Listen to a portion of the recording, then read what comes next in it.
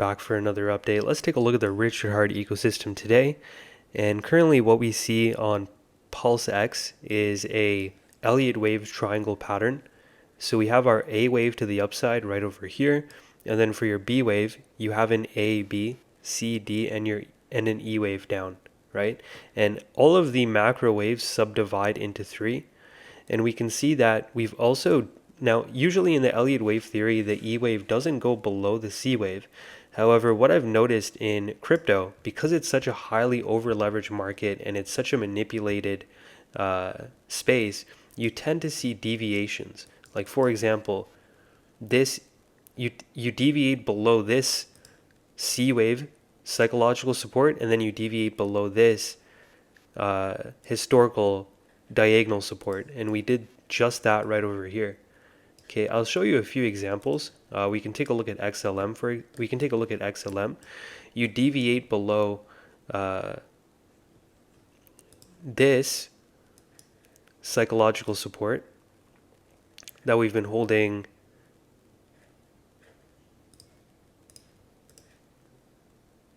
for 518 days, and then you break below this macro diagonal support that you've been holding for over 1500 days, and then you see a pop up, a retrace, a small retrace, and then you see expansion to the upside. Another example would be H bar. Okay, so for example, H bar went below this psychological support that you've been holding since over 500 days, right? And then you see expansion to the upside. This is where all of the retail accumulate. But then once you dip into extremes, where everyone panics, everyone is selling off their position, you have excess supply entering into the markets, and that's when the composite operator scoops that all up. So what I'm thinking over here on PulseX is we have something very similar, where sentiment is at all-time lows. We dip below this psychological support, excess supply enters into the markets, and the composite operator scoops up all of this supply, prompting the price back into this range. Now, I wouldn't want to see PulseX go any lower than this low here at 401375, because we do have a nice bottoming tail here on the 3-day time frame. We can even take a look here at the daily time frame, and there is a possibility that we just continue to see a grind up. So going forward, we would need to see a move back above this diagonal trendline support at 402268. As soon as you get above this level at 402268, then it's likely will be gravitated towards the point of control, which is where 70% or more of the volume is traded within this 682-day long range. That would be at 403009. As soon as you get above the POC, we would be looking towards this level at the 702 and the 786. If PulseX is able to get above this 702 and 786, then you know for sure that we're going to go in for that expansion. Even just getting a daily close above this point of control would be sufficient enough to say that the bottom is in. We would be taking the major point of interest we would be taking a look at is the 423.6% extension measured from the highest recorded price within the range down to the low. That would be at 305621. Let's go ahead and take a look at the daily stock RSI, and it does look like it's turning up here. We can even take a look at the weekly stock RSI, and it's right at the floor. Taking a look at the RSI, we can see that on the daily time frame, it has dipped into oversold territory below the reading of 30. So we are actually more oversold now than we were over here, like right over here. We're more oversold now. So like when we had this run up over 286%, you see how we dip below that level? So there's a possibility that we see a pop up from here. Okay, but I don't want to see it go any lower than this. We would need to see the price make an attempt to rally back up to this level here at 402268. Then we can confirm a move to the point of control. So let's go ahead and take a look at PLS. Now there's some interesting things that I've noticed. Like for example, it's very apparent that this is a Wyckoff accumulation range. So this is your Elliott wave structure. It's just a bullish falling wedge structure. And when you have a falling wedge, especially in crypto, retail traders know about this pattern. So they're going to go max long at the bottom of this fifth wave within this diagonal for the anticipation of expansion. But in reality, what happens is you actually dip below that level like this. You break psychological support, sentiment gets destroyed. A lot of supply enters into the market, a lot of FUD, hacks, you name it.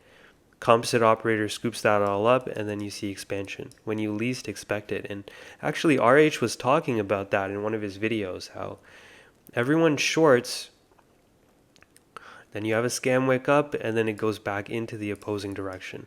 Okay, so now just taking a look at this, or we'll continue on with this subject in regards to the Elliott wave count. As soon as you get back into this range here at 403179, then it's likely will be gravitated towards the point of control at 405026. Once you get over the point of control, then we would be taking a look at this 786 on the linear and the log scale. Okay, when PLS gets over that, then you know for sure that we're going to go above to take out the SAC price. Its major point of interest would be the 423.6% extension, 201132. Now, in my experience, what I've noticed is that when you take a fib from the range high down to the range low, price always goes above. The price always overshoots the 4.236. So we can take a look at some higher values like the 4.618 and the 5.618. And that's sitting at 0.0012 and 0.00149. Okay, so this is PLS here. Now, something I wanted to point out is if we were to just remove everything from here and just strictly take a look at what has happened to the price, we can see that we've been using this psychological support for about over 645 days. We dipped below it, and this would be considered your spring in Wyckoff accumulation. So this would be your preliminary supply, your selling climax, your automatic rally, your second test, your fail break, your secondary test in phase B, your fail break number 2, and then a slam under the range lows for your spring. Now, if we attempt to get back into this range here and we get a daily close above, then you know for sure that this is just manipulation before we have that expansion to the upside. Okay, I wouldn't want to see PLS go any lower here on the daily time frame. So on the weekly, let me see here. Wouldn't want to see PLS go any lower than this. We actually took out this weekly low,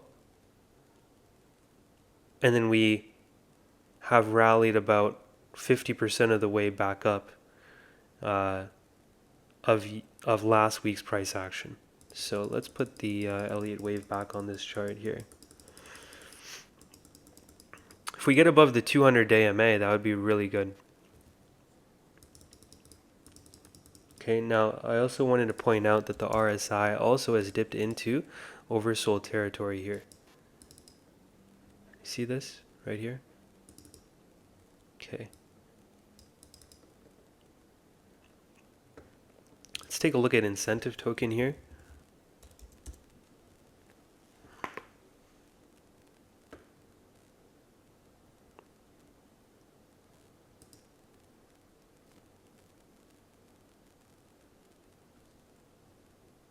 Okay, so it's not this one.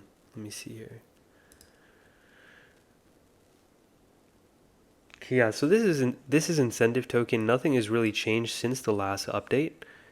I gave this chart to my Discord members. I'm not sure if I showed you guys this chart in the last PulseChain video update I did, but we have something very similar, right? We have a 5-wave move to the upside for your wave 1 or your A wave. Then we come down in a WXY correction. And a WXY correction is the same thing as an ABC. The only difference is that you have an ABC within each of the waves. And we dipped below this psychological support, this range right over here. You see this range? We've been within this range for 297 days, and then we dip below that psychological support, and then we also dip below this diagonal support. So very, very similar price action to what we see in the rest of the market, right? That's H bar, right? This is H bar where you dip below, and then you see the pop up, and then this is XLM, for example. You could see it. You could actually see this same structure in all markets.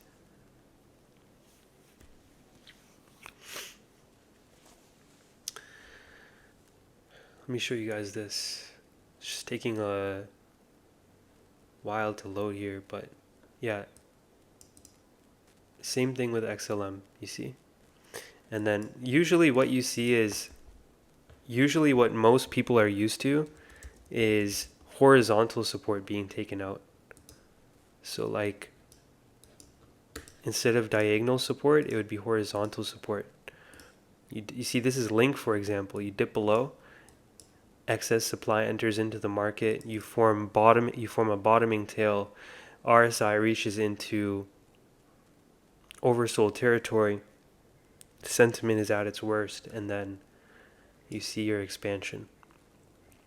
Okay, so this is incentive token here. I would be expecting a pop up. What we would need to see going forward for incentive token is a move back into the range at $1.39. So if we can get a move above $1.39 on the daily, that would be looking very promising.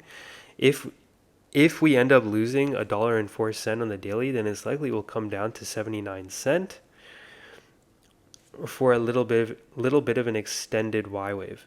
Or yeah, you guys can see this here. Once it has expansion above, or once it has a daily close above this point of control at $1.82, then that would be sufficient enough to say that the bottom is in, and we're going to have a nice push to the upside with our point of interest being $25 to $26, using the fib on the log scale at the 786. And then we'd also be taking a look at the 786 on the linear scale at $62. Now, there is no guarantee that we'll go above the last all-time high. You want to be as conservative as possible, right? You don't want to set too high expectations. So you want to consider it like if we go above $62, that would just be bonus. And in the case that we do, we would be taking a look at 128, 208, 287, and 336. So this is incentive token. Let's take a look at the stock RSI, see how that's doing. And it's right at the lows. So, something that's very good is that when you see psychological support get swept, and then you have macro indicators showing it's at a trough, like it's at a low point, then that's a very promising sign, right? So we already have something to show us that this could potentially be just manipulation.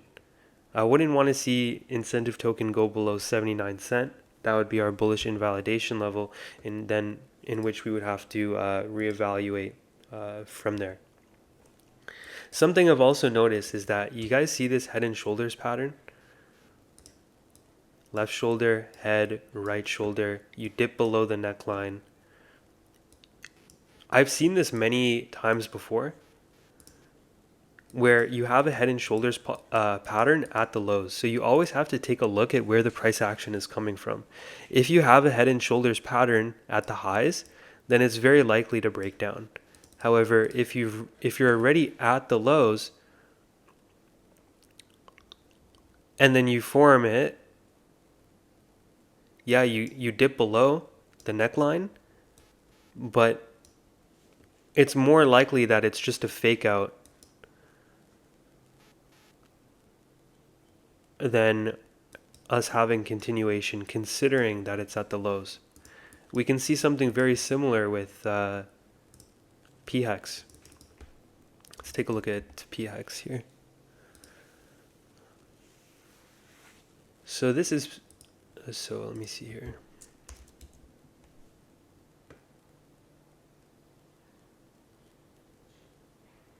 I'm trying to see where I put this chart here.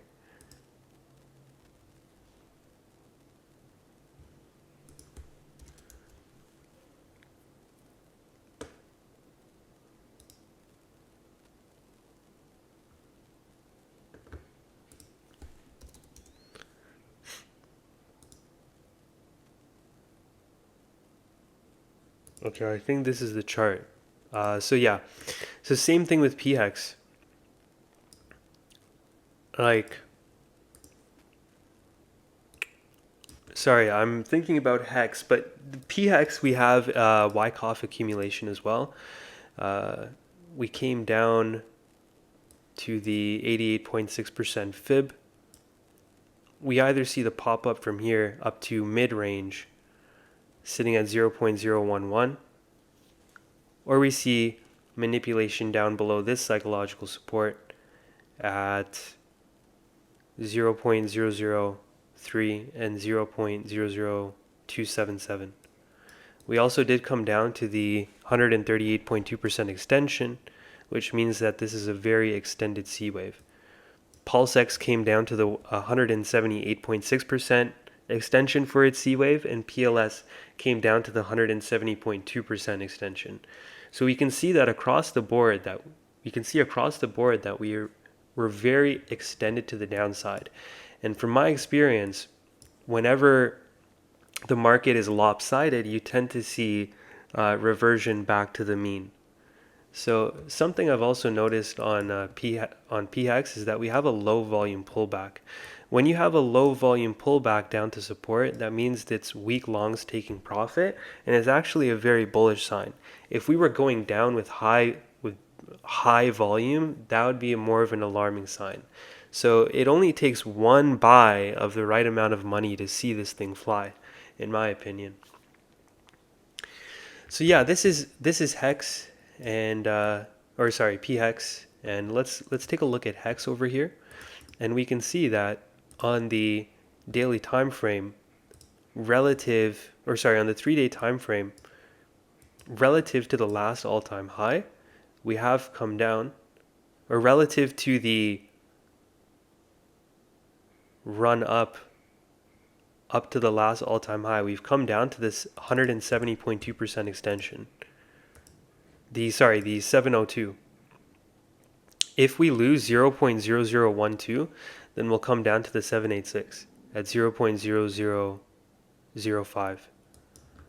See, if we zoom in here, you see how it bottomed out at the 702, and then we have a 5-wave move to the upside.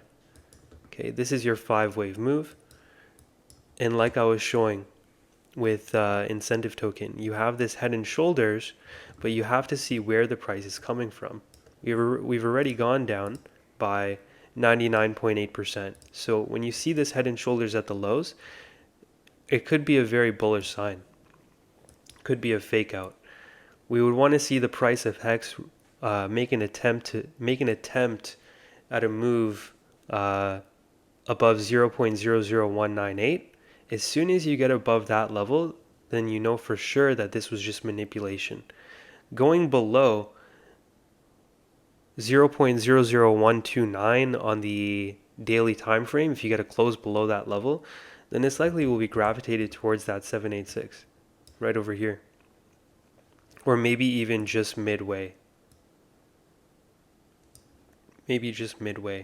and then see the pop up from there. In the case where we do get expansion, which I think will happen, which is more likely to occur, as long as the rest of the ecosystem bottoms out, because everything is liquidity bonded, we'd be taking a look at the 50% fib at 0.0224. So if this was just a dead cat bounce, the criteria of a dead cat bounce would say that it would need to go to the 50% fib or just around it. Considering it's crypto, if the rest of the market is still rallying,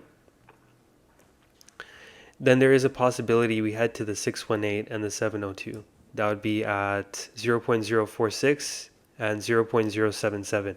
Not financial advice, you'd want to look to de-risk here. Because you never know, this could be a C wave or it could be a wave 3. You don't know, right? So it could be corrective or it could be impulsive. But either way, you'd want to look to take profit all the way up as it approaches these higher Fibonacci resistance levels. Hope you guys enjoyed the video today. If you guys have any questions, please feel free to let me know. Peace out and take it easy. I'll see you guys in the next one.